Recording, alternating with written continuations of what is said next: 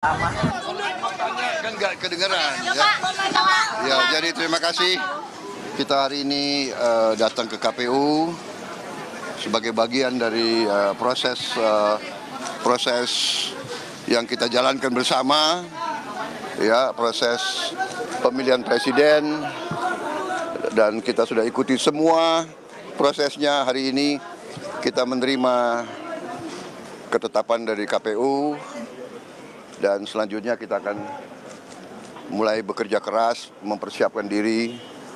Saya kira yang penting adalah sekarang kewajiban kita semua sebagai, apalagi unsur pimpinan politik, kewajiban kita adalah untuk bekerja sama.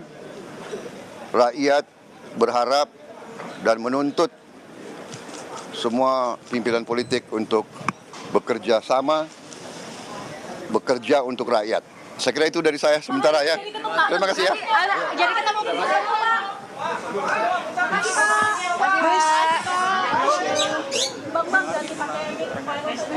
Ya, baru saja kita simak bersama pernyataan dari Prabowo Subianto didampingi oleh wakilnya yakni Gibran Rakabuming Raka.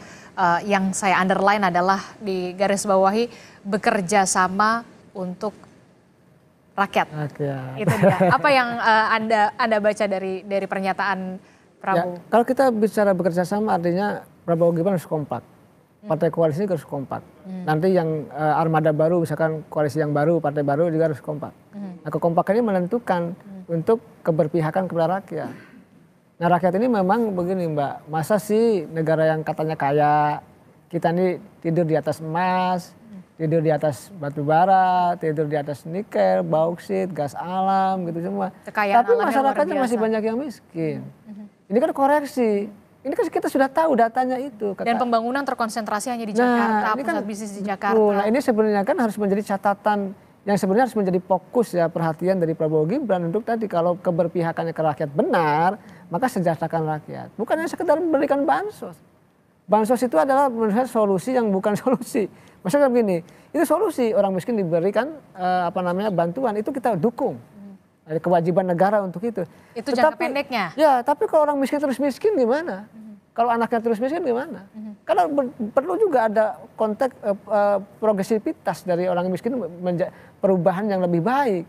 Kayak saya juga orang miskin, Mbak. Saya orang kampung gitu, orang nggak bisa ini cerita jadi ya harus berubah karena dalam konteks membangun kesejahteraan kan banyak variabelnya. Salah satunya yang memberi bantuan, dan juga meningkatkan taraf pendidikan agar ada mobilitas vertikal namanya. Jadi mobilitas vertikal itu dari orang biasa dia bekerja keras dibantu oleh pemerintah, oleh negara sehingga dia naik kelas. Nah, ini kan tidak dilakukan. Upgrade pendidikan itu penting sekali. Sangat penting, dan kita menyaksikan raw material bangsa ini hari ini. Lulusan kita, mohon maaf, belum lulus SMP, mayoritas masyarakat kita itu data real, data pusat. Dan itu diakui oleh Presiden Jokowi.